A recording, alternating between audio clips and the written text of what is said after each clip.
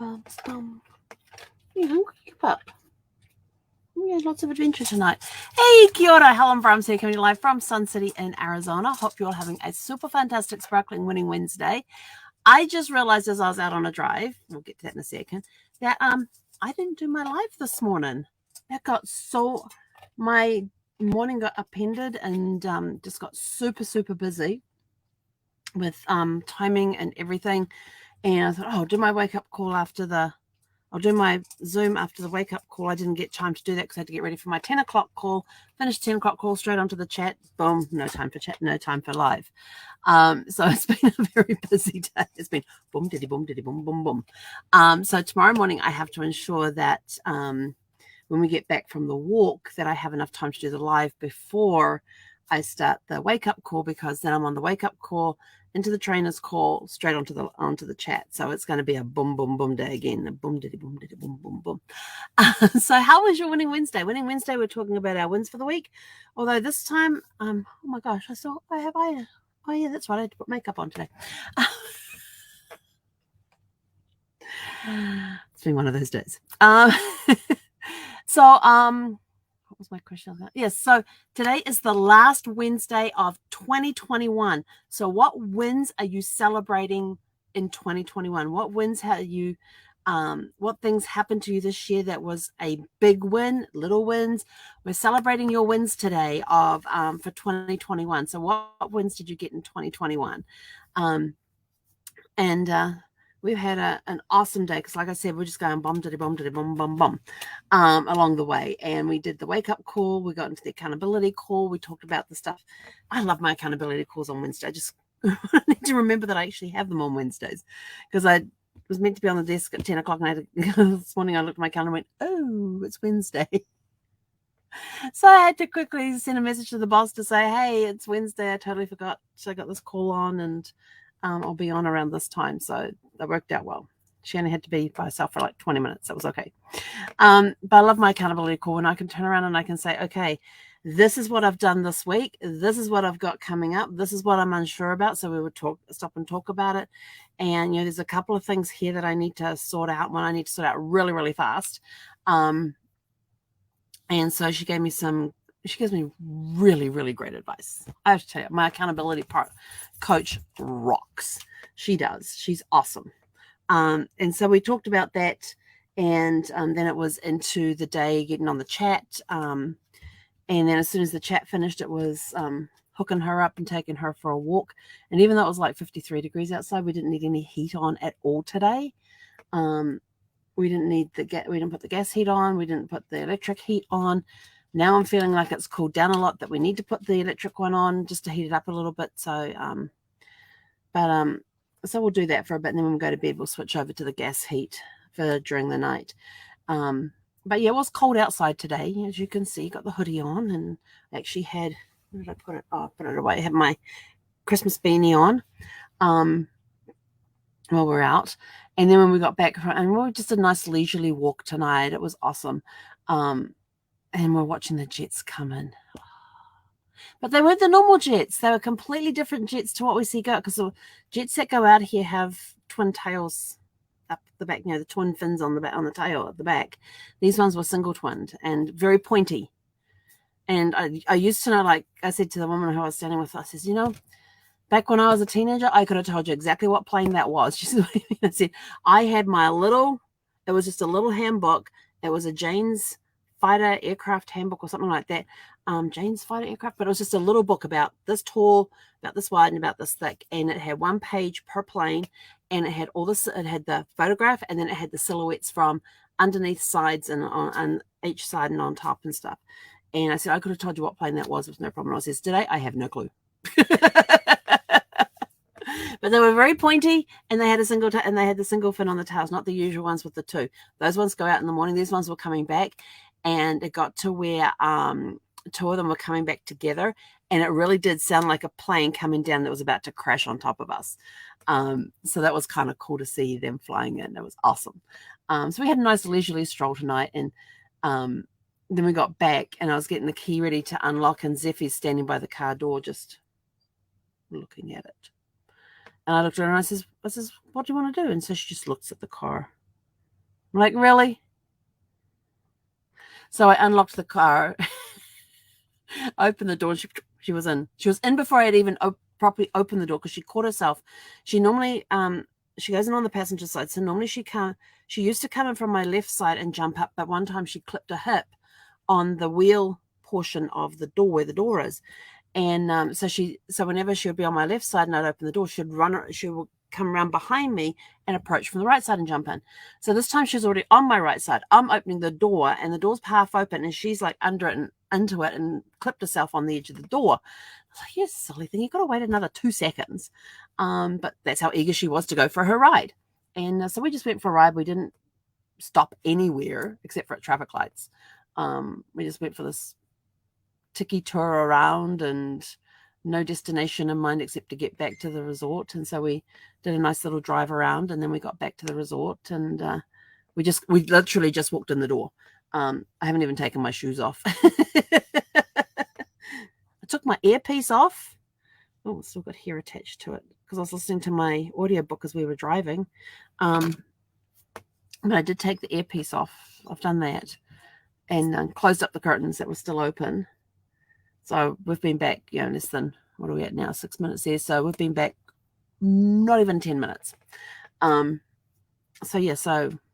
the car, I was like, did I do a live this morning?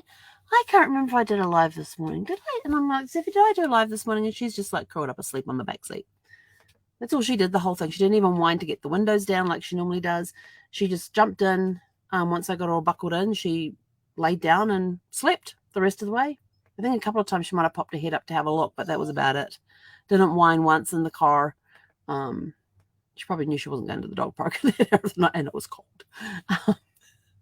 So we're all now back safe and warm, and now I'm going to go figure out what's for dinner.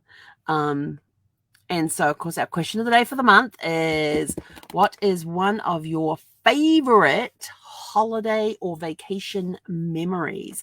And we're not talking just the Christmas season. We're talking any holiday or vacation you take throughout the year. So let's see. We've been talking about Brad's trip around New Zealand, his first time in New Zealand. Let's see. Where did we go? We went up to Northland. And we went over to Tauranga to visit my brother and his girlfriend. And then we went... Oh, no, hang on. We didn't go to... He wasn't living in Tauranga at the time. Where did we go next after we went up Northland? I have it all written down. I know we ended up in New Plymouth because Mum and I walked through the cemetery to get to the back, because we used to live in a little town called Waitara, which is 16 kilometres northeast of New Plymouth. And until I've said that a few times, it was the one place that I lived the longest in New Zealand. It is the one house. There was this one house. I lived in it for 6 years. All the other houses I've lived in New Zealand, nowhere near that long. I moved around a lot. But I did my whole high school years there. And so when you went down our backyard, you went up the steep bank at the top, which wasn't part of our property, but the council came in and cleared it out of all the gorse bushes, which are these thorny things, and cleared it out and said that we could use it because it was part of the cemetery, but they couldn't use it because of the slope. And so we would just walk up the hill at the top there, go over the barbed wired fence, which was basically non-existent. I think there was like 2 little wires left at the bottom of it. And we would step onto Mr. and Mrs. Elliott's graves from the 1800s. And I would always apologize because that was the only way you could get them, because there was the hedge came along and there was a gap in the hedge because they were, one bit of it came this way, the other bit came. And so there was this gap that you could walk through. And that's, their grave was right next to that gap. There's no other way you could have gotten to the cemetery if you'd gone out on the street, walked down to the end of our street, then back along the main road and into the gate that way. Too much. I could walk down the backyard, up the thing and step through there. So, and every time I stood on the edge of their grave, I always apologized to them for stepping on their grave, but thanked them for being able to for them being there for me to be able to do that. And then we used to wander around the cemetery and stuff. And so when we went to this time with Brad, Mum says whenever she goes up to that area and they're in the area, she likes to go down where the new graves are to see who, because she used to work in the local doctor's surgery. So she likes to go down there and wander down the rows where the new burials have taken place since she was last there, and see who that she knew has passed away.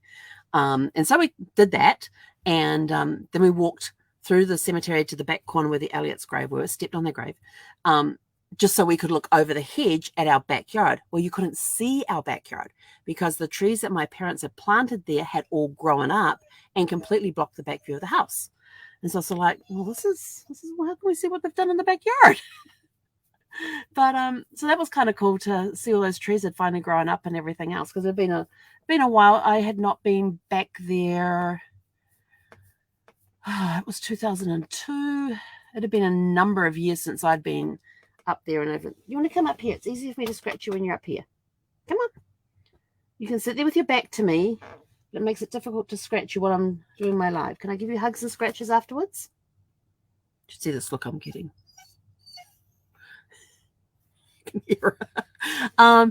So it was good to see those trees had finally grown up and everything else. And I hadn't seen the back of that property in, I don't know, over 10 years, I guess. Let's see, Mum and Dad left there in, when did they leave there? They left there in the 80s, like 86, 88. I'm trying to remember, see, the 86 or 88, somewhere around there. So I hadn't seen that place, probably hadn't seen it since they'd left. Oh no, I did go peek over one time when we were up in that area, but that was like 1990, 91. So this is like 10 years later, 10 years since I'd seen the backyard of the place. And we had a good house. It was good. We had a lot of fun. My teenage years in Waitara was a lot of fun. Little small town. The entire time that we lived there, the population sign never changed. It was 6,500 people, and as we drove past, we used to go 6,505 people. We added the 5 on because we're a family of 5. But that population thing never changed. And I liked our little small town. It was awesome. It was a great place to be a teenager in. You know, we had New Plymouth the city not far away and about a 30-minute drive. They would have late nights on Fridays, and I'd have youth group activities in there and all that sort of stuff. So we took Brad there and showed him all around, and saying, yeah, there's our house we used to live in. But I would take him past the high school and said, this is where I went to high school, and took him up the Manakariki Hill and said, this is where I went to middle school or intermediate. And then we did go through to New Plymouth and stuff and did some of the drive around there. And we went up to Pukekura Park, which I absolutely love that park. I spent so many Sunday afternoons in there with friends because quite often we'd go to church in the morning, and then I would go to a family's house that was a friend of that was in youth group, and stay at their house for the afternoon. And I had one friend that I went with to their place often, and her and I would go back to their place, have lunch, and then we would head off to the park and just wander around the park. And we'd do all sorts of things, and then like, let's follow that family, let's follow this, you know, and we'd just wander along, and we'd find every little hidey hole and all these little paths that would go off the main paths onto these other little paths and see where they took us. We finally figured out how to get up to the top of the hill on the cricket oval. And if you have seen the movie The Last Samurai, lots of movie connections in New Zealand. So if you've seen the movie The Last Samurai, there's the scene where Tom Cruise's character is teaching the Japanese how to shoot. And they're there they've got the targets there. They're all lined up. They're ready to shoot the target. He's teaching them how to shoot. And you see these terraces behind. That is they were on the cricket grounds at Pukekura Park. And I looked at that and I said to Brad, I know where that is. When we saw the movie a few years later, he goes, I know where that is. He said, I said, you remember that park we went to in New Plymouth? He says, yeah. I said, that's the cricket ground there. And then there was a scene where Tom Cruise's character and another character was standing up on top of this hill looking down. And I go, I know where they are. I know how to get up there. Without climbing the terraces, I knew the back path to get up there. And I said, but what's interesting, I said, is that they have taken out, they probably CGI'd it. They have this big scoreboard up there, because with cricket, you have a lot of information that goes on the board. You got all the team players for each team's up there. And yeah, there's just a whole bunch of information, and it's a big green screen board up there at the end of the cricket pitch. And I said, they've CGI'd that out, because there's no way they would have taken that scoreboard down for this. They had to do CGI over that. And he goes, where? And so I pause and I go, like, right there on that fence, right there, from there to there, that comes up about this high. And And I said, that's where the scoreboard is for the cricket game.